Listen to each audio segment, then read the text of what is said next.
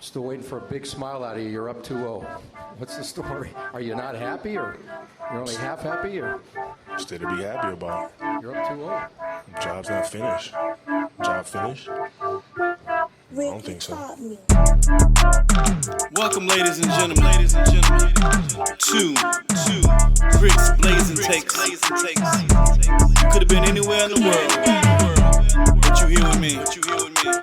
I appreciate that. So without further ado, let's get right into it. Yeah. What's going on, SimWorld? Rick Blaze coming at you on a Monday. Blazing Takes, give you the ins and outs, the happenings of what's going on in SimWorld. Quick question, guys. Have you ever got up and went to the throne, went to the John at your house or wherever you stay, and you sat down on the throne and to do the Lord's work, and the Lord was working. He was moving through you, and you got up and realized at that point in time you were completely out of tissue. Damn. What do you do? I mean, what do you do? Anyway, all right, for today's show, we're talking about a race to one. It's exciting times. Everybody's talking about the race to one. There's some other things going on, but I wanted to get into team identity. That's what I want to talk about for a little while. Team identity, the identity of these teams. Not only in just race to one, I'm just speaking just in general. It's important, especially going into next season. If you don't have a team identity, you need to have and establish a team identity, both on the offensive end and on the defensive end. Sometimes those identities are different on offense and defense. Sometimes those identities mirror themselves on both sides of the court. I think the teams they have an identity as a team are the most successful teams most of the time. And that starts with the top. It starts with the coaching, right? The coach has to understand and know what the team identity is. Now, two things happen. First of all, some of the identity is based on the players that I have. I can't be a fast running gun team if I have a bunch of slow players on my team. It just doesn't work that way, right? That's not my team identity. That's not the makeup of my team. Even if as a coach, that's what I want to run, I can't run that if my team makeup doesn't say I can run that.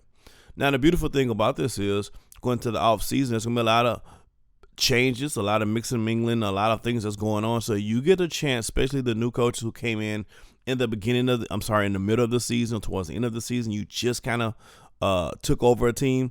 You get a chance to really put your identity on this squad. What does that mean? That means you need to first understand the identity, and then secondly, you need to get the players who are going to fit said identity. Hey, we want to be a tough team and play tough basketball on both sides of the court. Well, cool. There's a few things you need. First, you need some guys that can play defense. Secondly, you need some guys who can not only play defense, who can set picks. Yes. You can't play tough. You need some guys who can foul hard, who doesn't give up layups to the basket. Those guys you need to be targeting if you don't have them on your team. You might not need a bunch of guys who can shoot threes. Maybe that's not your team identity. Maybe you want to say, hey, man, I want to have my team like the Philadelphia 76ers, the AI team. I got one predominant scorer, and I got a bunch of pieces that play their role very, very well, and then we're going to be sound defensively every single night. Bam. Well, then you can do that. There are formats out there. I want a run and gun team. You might want to look at the Golden State Warriors or the old Golden State Warriors with the Run DMC. Now, I don't see any Stephs and Clays out there, but the type of team, guys who can run, guys who can hold several different positions on switches, because see, you got to understand defensively what position am I putting my team in, because on pick and roll, am I switching?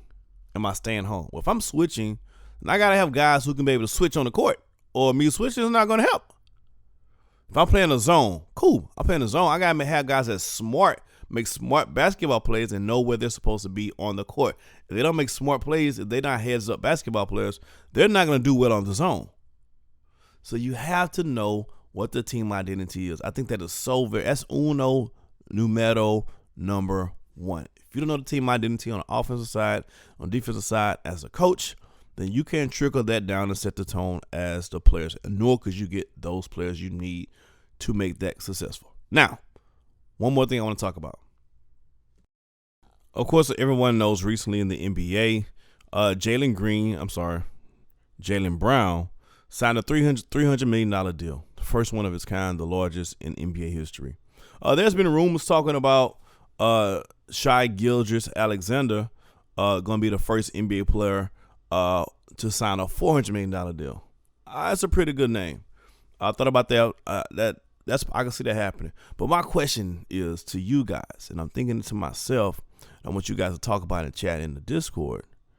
Who you think is going to be the first player to sign a $500 million deal? Who's going to get the $500 million deal? Who's going to be the first player to sign a $500 million deal?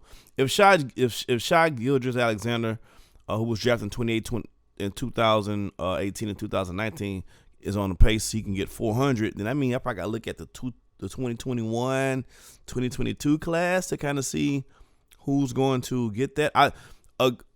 So I'm thinking of players like, I'm thinking just guys who was in that draft. You got Scotty Barnes just came in that draft. He's a really good player. Houston Rockets Jalen Green. If he can grow some more maturity and step his game up, I think he has a chance, possibly. You got Jalen Suggs. I don't know. Then you start looking at the guys that just got drafted. People like Chet Holmgren, who got drafted last season. I'm just throwing out names of the people who recently got drafted because you're going to have to look at those names, I think, as the next player who's going to get the $500 million to $500 million. So put in Discord, who you think is going to be the first NBA player? Well, first of all, do you think Shai Gilgeous-Alexander will be the first player to get the $400 million? And then who do you think is going to be the first player to get $500 million on their contract?